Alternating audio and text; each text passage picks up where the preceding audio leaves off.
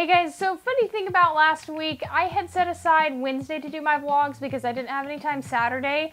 Then last week suddenly everybody decided, oh, it's Wednesday, it's Rachel's day off, let's use her for everything. I was gonna pre-record, but that didn't happen because I got busy, so whatever. But that's not the point. The point is I'm here today, and today we're talking about mistakes. More specifically, 6 common mistakes that newbie writers make.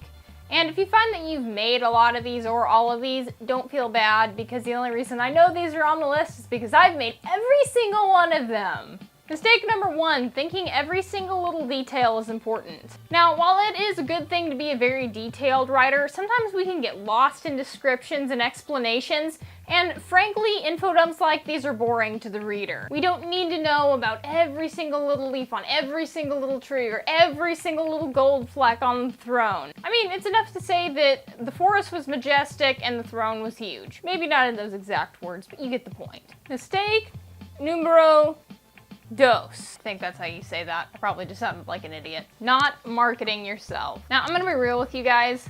I freaking hate marketing. I think it is the worst part of writing because it's hard. But I'm trying to do it anyway because it really doesn't do any good to write a book and not market it, because if you don't market your book, then it's not gonna sell. And you don't necessarily have to create a YouTube channel to do that, but you do have to have some kind of online presence. Even if you're not self-publishing, an online presence is a good thing because it builds an audience, and the bigger your audience, the more money you get. All of this is assuming, of course, that you're writing in hopes to become a professional author someday. But I know there's plenty of people who write just because they write, and I think that's awesome. Mistake number 3 is taking too much or too little of somebody's advice. I'm gonna try and condense this one for time's sake. I may do an entire vlog on this one sometime later. But here's the reality of the situation for taking someone's advice too much. You are the creator of the book and you have the ultimate say on everything that goes down in it. Unless you're working with your editor, in which you suck. If you let people's opinions take hold of your writing, then it's going to stifle your creativity. Especially when you're writing the first draft.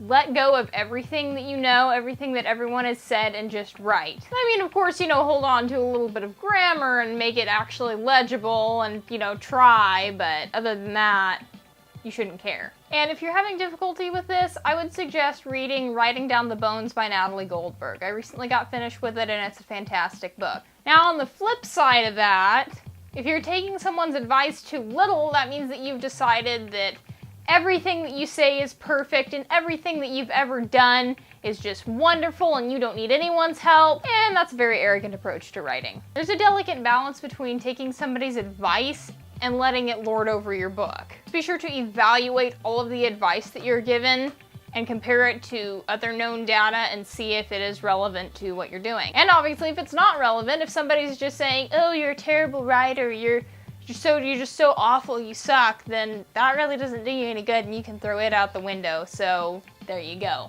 Mistake number 4 goes hand in hand with the last one, thinking you can do it all yourself. Now, the writer is in a little bit of a paradox here because on one hand, it's up to you to motivate you to write. You can't rely on other people to do that.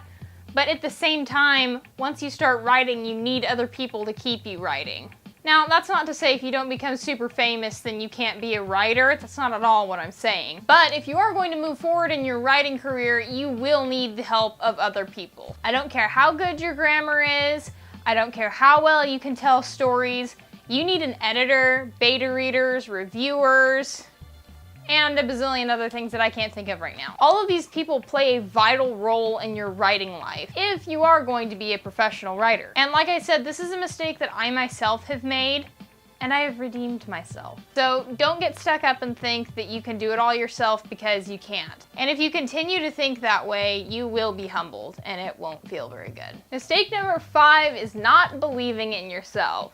Yeah, I just said that other people are gonna keep you going, but the first part of that statement was that it's up to you to get yourself writing in the first place. Okay guys, so real talk here, everybody writes garbage. But the idea of writing is to keep working on it until you get it to where it's not garbage anymore. I don't know anyone who just produces good writing the first time out. I mean, of course everybody has their lucky moments, but you need to believe in yourself to keep going. Because even though you wrote it out the first time and it sucked, if you keep working on it and keep working on it, eventually it's not gonna suck one day. And mistake number 6, head hopping. The idea is that when you're writing in third person, if you're writing in third person limited, every scene should have a given perspective from a given character.